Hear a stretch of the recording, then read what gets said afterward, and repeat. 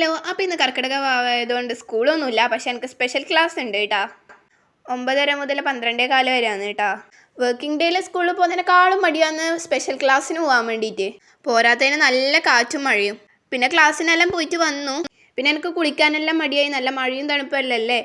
മാത്രമല്ല ഇന്ന് കുറച്ച് നേരമല്ലേ ക്ലാസ്സിൽ ഇരുന്നിട്ടുമല്ലോ. പിന്നെ ഞാൻ മുടിയെല്ലാം നേരെ കെട്ടി വെച്ചു. അപ്പം അമ്മ അവിടെ നിന്ന് ലഞ്ച് ആക്കിക്കൊണ്ടിരിക്കുന്നതാണ് കേട്ടോ ഉണ്ടായത്. അപ്പം ഞാൻ അമ്മനോട് പറഞ്ഞു ഞാൻ കൊറിയൻ റോൾഡ് ഓംലെറ്റ് ഉണ്ടാക്കാൻ അറിഞ്ഞു.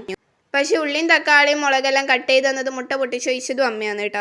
പിന്നെ ഞാൻ എന്താക്കിയെന്നല്ലേ എങ്ങനെ ആക്കണ്ട് നമുക്ക് പറഞ്ഞു കൊടുത്തു. ഞാൻ എഗ്ഗ് ബീറ്റ് ചെയ്തു, പാൻ കഴുകിയെടുത്തു.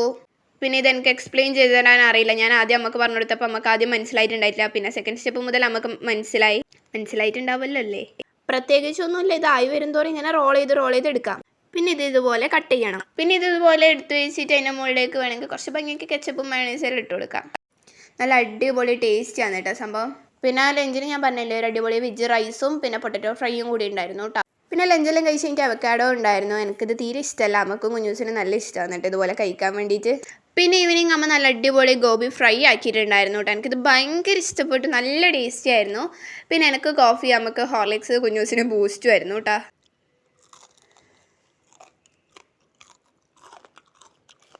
നല്ല ക്രിസ്പി ആയിരുന്നു കേട്ടോ ഇത്.